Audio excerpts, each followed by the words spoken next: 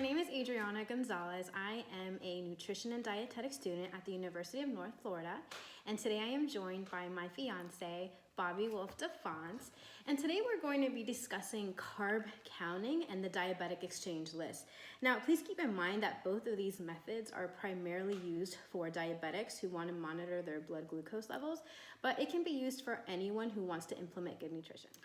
So Bobby is fairly active. He did play college football in college, and now he does strength and conditioning. He plays ping pong at work, and he dominates in that. So basically, we found out that he needs about 3,000 calories to get him through the day, and he needs about 375 grams to fuel him throughout the day. So today what I'm going to do is I'm going to help him figure out how to carb count by breaking down those carbohydrates into breakfast, lunch, and dinner, and into 2 snacks. Now, Bobby, I have a question for you. Okay. Do you know what foods contain carbohydrates? Grains, fruits, and sugary foods. Very good. They do contain grains, and then in that list, it includes breads, crackers, rice, hot and cold cereals, and tortillas and noodles. He does love his tacos. Yes, It includes starchy vegetables such as potatoes, peas, corn, winter squash, lentils, and beans. It contains fruits and juices, like you did mention. It does include milk and yogurt, and sweets and desserts. Now, in carbohydrate counting, it's important to note that non-starchy vegetables such as carrots, broccoli, and tomatoes only contain a small amount of carbohydrates. So it wouldn't affect the blood glucose when eaten in small portions. So for these purposes, we will not include them. So in carb counting, 1 standard serving includes 15 grams. Bobby needs 90 grams. So we are going to try to figure out how to get 90 grams of carbohydrates for breakfast. Okay, so let's get started. So because Bobby needs 90 grams of carbohydrates, we're going to make sure that his breakfast is also filled with some protein in it to keep him satiated throughout the day. So what I would do is I would include 2 slices of whole wheat toast, which equals 30 grams because there's 15 grams each. And then what I would do is I would include 1 medium banana, which equals about 30 grams, right? A small banana would be 15 grams. And then what I would do is, because I know he likes peanut butter and toast, we would add some peanut butter. No, this is not included in the carb count. Yes, there are carbohydrates here, but for the purpose of carb counting, we will not include it. So, Bobby, how much do I need left if we have 90 grams to give you for breakfast? Still need another 30. You still need another 30. So what we would do is I would include 1 cup of strawberries, right? Okay. Look how colorful that plate looks. Oh, let's move that. Looks very colorful. So I would need, or you would need, another 15 grams. Yes. Where could we get that from? Milk? Yes. Unfortunately, we do not have milk to show you, but let's pretend that this cup over here is 1 cup of milk. And there you are. That is how you carb count. All right, Bobby. So do you now know what carb counting is? I think with your help, I've got a better understanding for it for sure. Okay, so just remember, if you don't know how many carbohydrates there are in an item, just remember to look at the food label and see how many carbohydrates there are per serving. If you just divide that total number of servings by 15, then you'll get how much serving of carbohydrates are in that container. But yeah, that is basically it. I think that you have mastered carb counting. Well, thank you for teaching me. Now moving on, we will now discuss the exchange system. So in the diabetic exchange list, it's mainly used for diabetics to monitor their blood glucose, but it can also be used for someone like Bobby.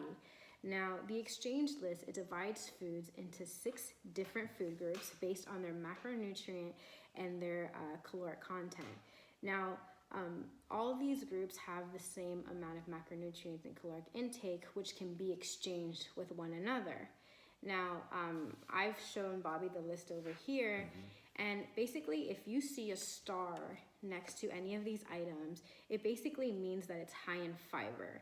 Okay. If you see a hashtag or a number sign, it basically means that it's high in sodium, which is equal or over to 400 milligrams. Okay, so now we're gonna start with the first one on the list, which is starch.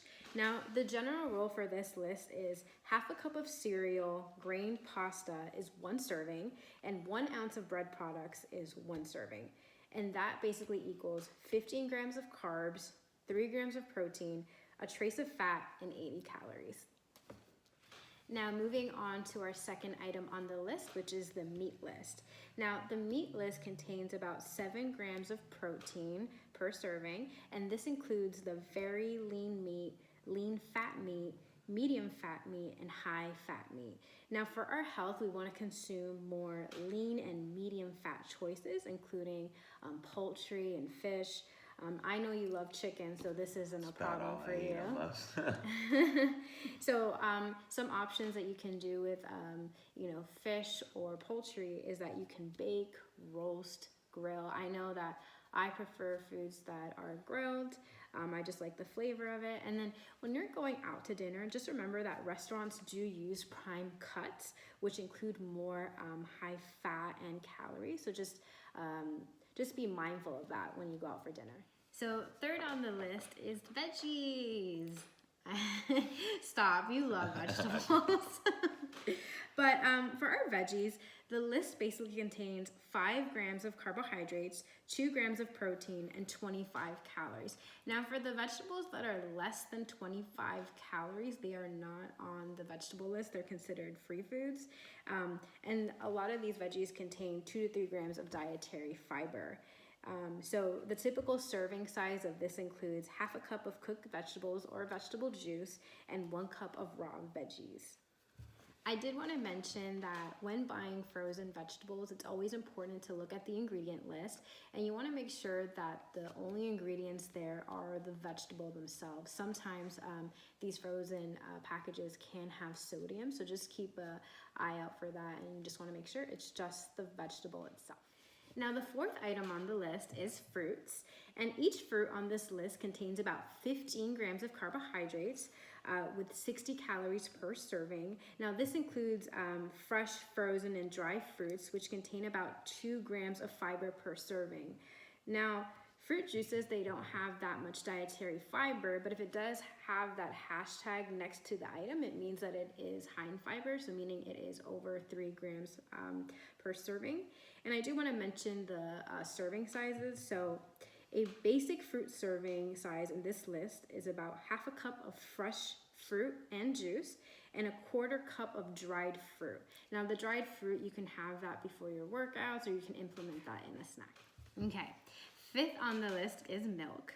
Now I know, Bobby, you're not a big fan of milk products. He likes basically anything with almond milk in it, but you do occasionally drink milk.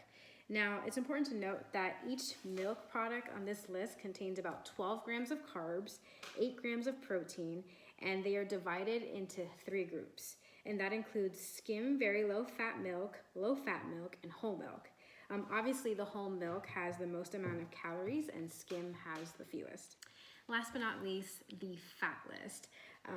Each serving of fat contains about 5 grams of fat and 45 calories in this list. Now here, food contains mostly fat, but some do contain a small amount of protein. We want to make sure that you're focusing on the unsaturated fats rather than the saturated fats. And if you do consume saturated fats, let's make sure that they are less than 7% of your total fat intake. In the diabetic exchange list, there's something called free foods, which means that it contains about 25 calories per serving or less. And you can eat as much as you want of these items if it has no serving size. But if it does have a serving size, then you can eat about 2 to 3 servings per day of these items. So one of the things that I like to use on my chicken is Mrs. Dash garlic and herb. Would this fall under one of those categories? Yeah, so this is actually one of my favorite products. As you can see here on the nutrition label, it has 0 milligrams of sodium, which is a great option, but it does have a serving size. So I would use this about 2 to 3 times a day based on the diabetic exchange list. I did want to mention in the diabetic exchange list, it does contain a list of combination foods that basically average the values that people can use towards their meal plans. So, Bobby, how do you feel after learning what carb counting is and what the diabetic exchange list is? I really like both of the methods, but I think for me personally that I would prefer to do the carb counting method. Goes along with more of my daily routine, and it's something that I could do throughout the day. Absolutely. Well, I'm glad that I could show you the difference between the two. Until next time, I'm Adriana Gonzalez, and this is my fiance. Bobby. Bye, and go Jags.